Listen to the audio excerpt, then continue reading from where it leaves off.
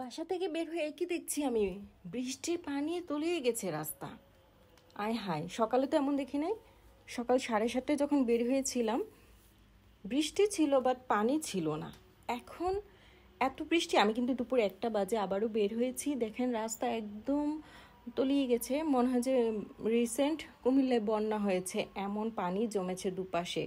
ড্রেনগুলোতে overflow হয়ে চতুর্দিকে পানি এমনভাবে জমতেছে, ভালোই লাগতেছে। আর একটা বিষয় আছে যে রিক্সা রিক্সা তো পাওয়াই যায় না। কোনোভাবে একটা পেয়েছি, ম্যানেজ করেছি, কিন্তু উনি যাবে না। কেন যাবে না?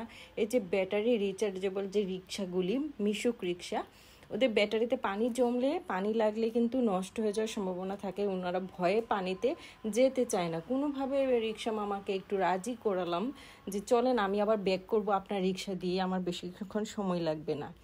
যেই কথা সেই, বৃষ্টিতে আসলে রিক্সা ভ্রমণ ভালোই লাগে, কি বলেন সবাই? কিন্তু এমন বৃষ্টি আসলে কাঙ্ক্ষিত বৃষ্টি না। আর এমন সিচুয়েশন হবে কুমিল্লায়, এটা আসলে অকল্পনীয় ছিল। যাই হোক, রাস্তায় যানজটও ছিল না, হালকা পাতলা ছিল। কিছু রিক্সা গাড়ি ছিল, যেহেতু স্কুল কলেজগুলো অবভিয়াসলি থাকবেই, কিছু না কিছু থাকবেই। যাই হোক, আমি যে উদ্দেশ্যে যাচ্ছি, আমি ছোটরার দিকে গেলাম, দেখলাম যে সেখানেও জলাবদ্ধতা, অনেক পানি জমে আছে। স্টুডেন্টরা এদিক সেদিক দাঁড়িয়ে আছে, গার্ডিয়ানরা দাঁড়িয়ে আছে, রিক্সা পাচ্ছে না।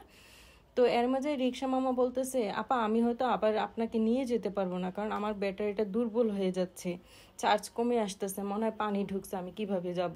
আমি বললাম আচ্ছা দেখি কি করা হয়, দেখি একটা খালি রিক্সা পাই কিনা ব্যাক করার জন্য। তো এখানেও দেখলাম প্রচুর পানি জমে আছে। আমি এথনিকা কলেজের উদ্দেশ্যে এসেছি।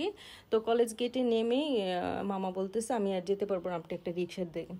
আর আমি কি করার, রিক্সা তো পাই না, হেঁটেই চলেছি।